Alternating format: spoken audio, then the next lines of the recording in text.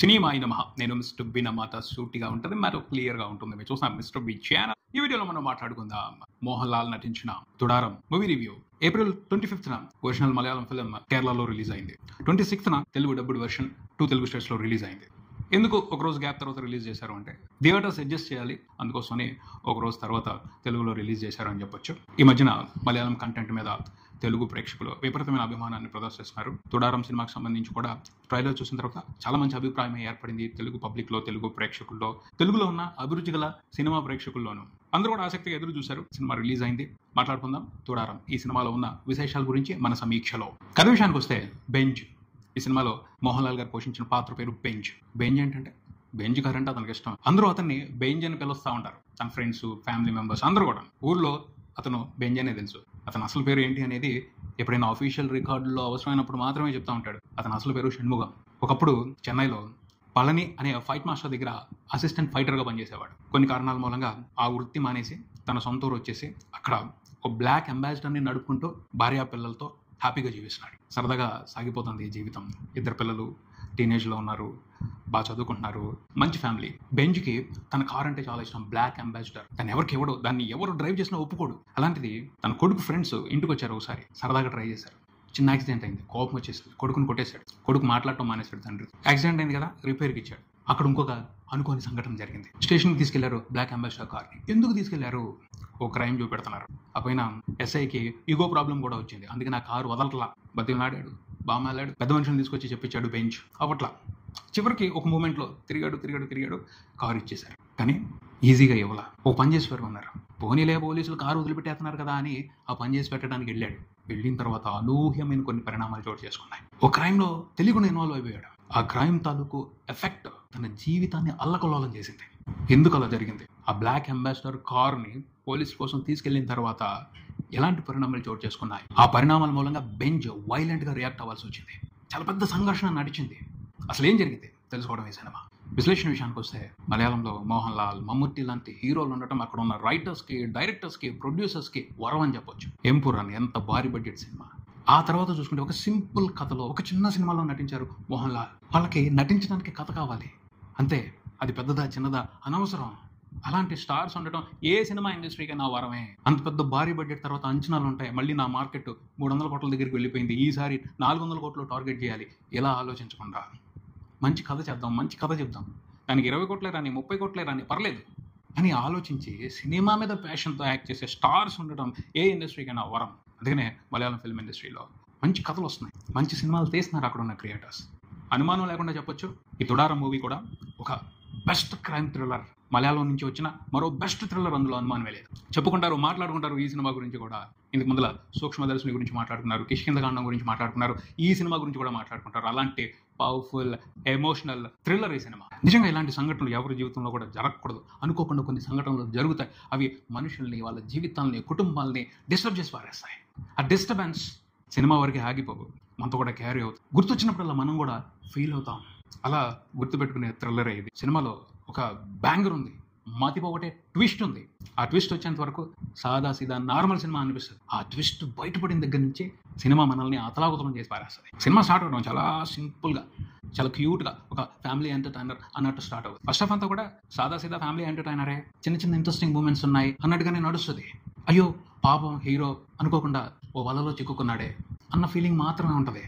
But second half start అయిన దగ్గర నుంచి వేరే వెర్షన్ చూస్తాం. కంప్లీట్గా మారిపోద్ది. Tone of the film, mood of the film, emotion of the film టోటల్గా మారిపోద్ది. వేరే జోన్లోకి తీసుకెళ్ళిపోయి వేరే రకమైన ఎఫెక్ట్ ఇచ్చి వండర్ఫుల్ ఇంపాక్ట్ ఇచ్చి పారేశారు ఈ సినిమా డైరెక్టర్ తరుణ్ మూర్తి తన రైటర్ సునీల్తో కలిసి. ఏమన్నా రాశారు అసలు ఈ సినిమాకి? స్క్రీన్ ప్లే బ్యూటిఫుల్ అంతే. మలయాళం సినిమాలు ముందు స్టార్ట్ అవడం స్లోగానే స్టార్ట్ అవుతాయి, చాలా వరకు స్లోగానే డ్రైవ్ అవుతాయి. హీరోని, అతని ప్రపంచాన్ని, అలాగే అతని చుట్టూ ఉన్న పాత్రలని, పరిస్థితుల్ని చాలా నిదానంగా డిస్కస్ చేసుకుంటూ వస్తారు. పేషెన్సీ లేకపోతే ఈ మలయాళం సినిమాలు ఇంతేలేరా, ఎప్పుడు ఇసుకిస్తూ ఉంటారు, ఎందుకు ఇంత స్లోగా తీస్తారు, లాగి చేయొచ్చు కదా అని మనం అనుకుంటాం. కానీ ఆ డ్రైవ్ తర్వాత వాళ్ళు ఓ పాయింట్ పట్టుకుని అక్కడ ఒక ఇంపాక్ట్ ఇస్తారు, ఓ బ్యాంగ్ ఇస్తారు, అప్పుడు థ్రిల్ అయిపోతాం. అప్పటి వరకు స్లోగా వచ్చిన పేస్ని మర్చిపోతాం, కనెక్ట్ అయిపోతాం సినిమాకి. ఓహో, ఈ బ్యాంగ్ ఇచ్చి ఈ ఇంపాక్ట్తో ఇలా డిస్టర్బ్ చేయడం కోసం అనుకుంటా ఇంత స్లోగా సినిమాని నడిపించుకొచ్చారు అని రెస్పెక్టే పెంచుకుంటాం తప్పించి వాళ్ళని తిట్టుకోం, వాళ్ళ మీద వేరే రకమైన అభిప్రాయాన్ని ఏర్పరచుకోం. సెకండ్ హాఫ్ స్టార్ట్ అయిన దగ్గర నుంచి చాలా ఇంట్రెస్టింగ్గా ఉంటుంది సినిమా. హీరో అనుకోకుండా ఒక తప్పులో భాగమయ్యాడు. దాని నుంచి ఎలా బయటపడతాడు, ఏం చేస్తాడు అని ఆసక్తి ఎదురు చూస్తూ ఉంటుంటే ఒక మత్తిపోయే ట్విస్ట్ వస్తుంది. అక్కడి నుంచి హీరో రియాక్ట్ అవ్వాలి, తప్పదు. అలాంటి సంఘటన అది. ఆ ట్విస్టే కలిసి వస్తుంది. ఎందుకు జరిగింది ఇలా జరగకుండా ఉండే బాగుండు అనిపిస్తుంది. కానీ జరిగిన తర్వాత పరిణామాలు ఏంటి? హీరో యాక్షన్లోకి దిగాడు, రియాక్ట్ అవ్వాలి. రియాక్ట్ అవ్వడం మొదలుపెట్టిన తర్వాత కూడా చాలా క్వశ్చన్స్ పడుతూ ఉంటాయి, చాలా హడ్డిల్స్ వస్తూ ఉంటాయి, వాళ్ళంత సంఘర్షణ నడుస్తూ ఉంటుంది. వీటన్నిటిని దాటుకుని ఏం చేస్తాడు హీరో, ఎలా చేస్తాడు అనేది చాలా ఇంట్రెస్టింగ్గా నడిపిస్తారు. ఈ డైరెక్టర్ అండ్ రైటర్ కలిసి ఎంత బాగా స్క్రీన్ ప్లే డిజైన్ చేశారు అంటే చాలా స్మూత్గా కథ నడిపించుకుంటూ వెళ్ళి అవసరమైన చోట నిదానంగా సీక్రెట్స్ని రివీల్ చేస్తూ ఉంటారు. ఆ సీక్రెట్స్ రివీల్ చేసే విధానం మాత్రం అద్భుతం అనే చెప్తాను. ఎక్కడ రివీల్ చేయాలి, ఎలా రివీల్ చేయాలి, రివీల్ చేసినప్పుడు ఎలాంటి ఇంపాక్ట్ ఉండాలి, పర్ఫెక్ట్ క్యాలిక్యులేషన్తో కుమ్మ అవతలేశారంతే. ఒక క్రైమ్ జరిగింది, అది ఎందుకు జరిగింది అన్న క్వశ్చన్ మనకి సెకండ్ హాఫ్ స్టార్ట్ అయినప్పుడే పడిపోతాయి. దానికి ఆన్సర్ క్లైమాక్స్ కంప్లీట్ అయిన తర్వాత కానీ దొరకదు. అప్పటి వరకు సస్టైన్ చేశారు, చెప్పరు దాన్ని ఎందుకు జరిగింది అని హీరో కూడా అడుగుతూ ఉంటాడు. మనం కూడా ఎందుకు జరిగింది అని ఎదురు చూస్తూ ఉంటాం. క్లైమాక్స్ కంప్లీట్ అయిన తర్వాత కానీ ఎండ్లో కానీ చెప్పాల, అంత బాగా సస్టైన్ చేశారు, అలా రాశారు, అలా డ్రైవ్ చేశారు కథని. ఇలాంటి బ్యూటిఫుల్ విషయాలు కొన్ని ఉన్నాయి ఈ సినిమా స్క్రీన్ ప్లేలో. అవన్నీ మనల్ని కట్టిపడేస్తాయి, సినిమాతో ఎంగేజ్ చేసి బయటికి రానివ్వవు, ఇన్వాల్వ్ అయిపోతాం. సూపర్బ్ ఎంటర్టైన్మెంట్ తీసుకుంటాం. మోహన్ లాల్ గారు ఎక్సలెంట్గా యాక్ట్ చేశారు. ఆయన తన కళ్ళతోనే పర్ఫామ్ చేస్తారు, తన బాడీ లాంగ్వేజ్తో పర్ఫామ్ చేస్తారు. అలాంటి మూమెంట్స్ ఉన్నాయి ఈ సినిమాలో. ఫస్ట్ హాఫ్లో చాలా నార్మల్ వ్యక్తి, ఒక సామాన్యమైన వ్యక్తి, ప్రతి ఒక్కరు ఒరే యారా పోరా అని మాట్లాడుతూ ఉంటారు. ఒక స్టార్ హీరో అంత సింపుల్గా నటించడం అనేది అన్ని చోట్ల కుదరదు. కొన్ని చోట్ల సినిమాటిక్ అడ్వాంటేజ్లు తీసుకుంటారు, ఆ రెస్పెక్ట్ తగ్గనివ్వరు. కానీ అక్కడ మోహన్ లాల్ నేను స్టార్ హీరో అని కాదు, అక్కడ బెంజ్ అనే క్యారెక్టర్ మాత్రమే చేస్తాను అన్నట్టు యాక్ట్ చేసుకుంటూ వెళ్తారు. తర్వాత కొన్ని నిజాలు తెలిసినప్పుడు ఆయన పడే ఆవేదన, ఎక్సలెంట్ యాక్టింగ్. ఆ తర్వాత తిరగబడినప్పుడు ఆయన చూపించే హీరోయిజం నెక్స్ట్ లెవెల్ అంతే. చివరికి ఆయన ఒక జరిగిన నేరానికి ఒక పరిష్కారాన్ని చేసి పెట్టేశారు. చట్టబద్ధం కాదు అయినప్పటికీ తను చేయాల్సింది చేశారు, అది ఆయన బాధ్యత. ఆ సీన్స్లో అండ్ ఎండింగ్లో ఎక్సలెంట్ యాక్టింగ్ అంతే. శోభనా గారు ఆయన భారీగా కనిపించారు, ఆవిడ కూడా తన పాత్ర పరిధిలో ఇంప్రెసివ్ యాక్టింగ్తో మంచి ఎంటర్టైన్మెంట్ ఇచ్చారని చెప్పాలి. తర్వాత ఈ సినిమాలో ఒక స్పెషల్ ఉంది, అదేమిటంటే విలన్ క్యారెక్టర్లో నటించారు. ఫస్ట్ టైం ఆయన ఈ సినిమాతో యాక్టర్గా పరిచయం అయ్యారు. అందుకు ముందు ఆయన కొన్ని యాడ్ ఫిల్మ్స్ ఏవో చేసేవారట. ఆ క్యారెక్టర్ కూడా మత్తిపోగొట్టు వదిలిపెట్టేస్తుంది.